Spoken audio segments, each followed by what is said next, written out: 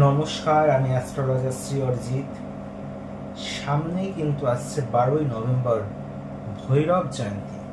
সেই দিন অবশ্যই রাত্রিবেলা 12টার পর একটা কারণ বা মদের একটি বোতল, একটা মাছ, ভাজা হোক কাঁচা হোক যা আপনার মন চায়, সেই মাছ, একটি সিগারেট, একটু চানাচুর বা ঝুরি ভাজা, কোনো কলা পাতার মধ্যে হোক বা কোনো মাটির পাত্রের মধ্যে হোক নিয়ে কোনো তেমাথার রাস্তায় বা কোনো শ্মশানে নিয়ে গিয়ে রেখে দিয়ে আসুন রাত্রিবেলা, এবং যেখানেই দেবেন আর পিছন দিক ফিরে তাকাবেন না।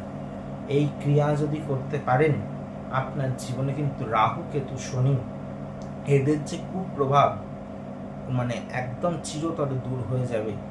চিরতরে দূর হওয়ার থেকেও কি, আপনার ধরুন জন্মছকে গ্রহণ যোগ হয়ে আছে রাহুর জন্য, আপনার জন্মছকে শনি নিচস্থ, আপনি উপাচার করলে কি দূর হয়ে যাবে? কখনোই নয়।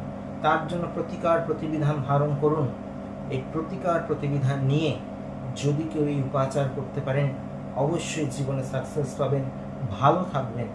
আর আপনাদের জন্য কিন্তু 7 নভেম্বর আমি পৌঁছে গেছি গড়িয়াহাট চেম্বারে, এবং সামনে 11 নভেম্বর আমি কিন্তু থাকবো শাওরাফুলি চেম্বারে। 12 নভেম্বর তারাপীঠ মহাশ্মশানের মহাযজ্ঞ। এই দিনটিকে যদি কাজে লাগাতে চাইছেন, 12ই নভেম্বর কিন্তু আমি থাকছি তারাপীঠ চেম্বারে। অবশ্যই ভালো থাকুন, এবং বাকি দিনগুলি অনলাইন কনসালটেন্সির জন্য 8336954491 এই নাম্বারে বুকিং করে নিন। কারণ ভালো থাকার পাসওয়ার্ড কিন্তু শ্রী অরিজিৎ, এটা কিন্তু মানুষ জানে। নমস্কার।